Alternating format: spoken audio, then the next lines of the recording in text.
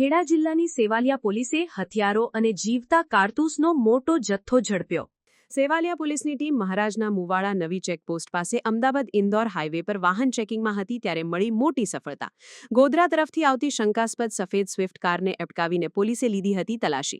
કારની અંદર સીટ નીચે સંતાડેલા એક પેન્ટમાંથી 4 દેશી પિસ્તોલ, 1 દેશી રિવોલ્વર, 2 મેગેઝીન અને 40 જીવતા કારતૂસ મળી આવ્યા।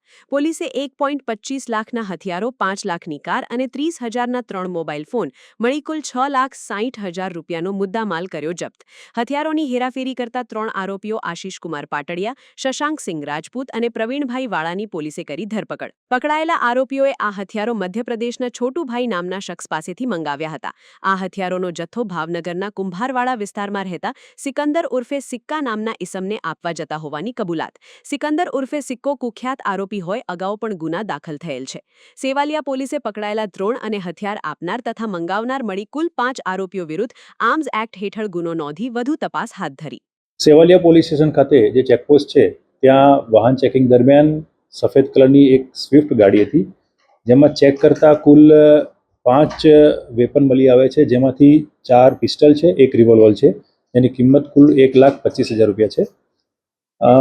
આ જે વેપન છે એમાં ગાડીમાં કુલ 3 ઇસમો આરોપીઓ હતા, જેમાં આશીષ પાટડિયા, શશાંક રાજપૂત અને પ્રવીણભાઈ વાળા।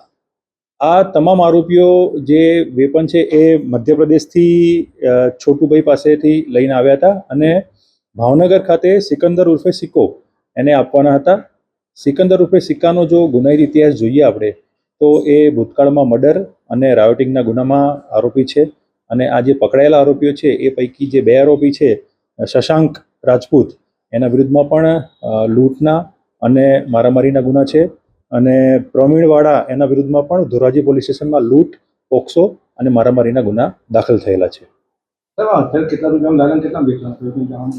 હથિયાર આ જે તમામ હથિયારની જે 5 લાખ રૂપિયામાં આ તમામ હથિયારનો સોદો થયેલો હતો।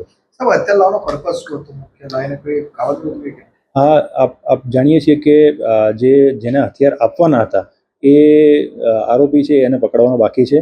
એના પકડ્યા પછી જ એમાં વધુ વિગતો બહાર આવશે, પણ એનો જે ગુનાહિત ઇતિહાસ છે એના પરથી એવું લાગી રહ્યું છે કે એ કોઈ લૂંટ અથવા મર્ડર માટે નું કામ કરવા માટે આ વેપન મંગાયેલા હોવા જોઈએ।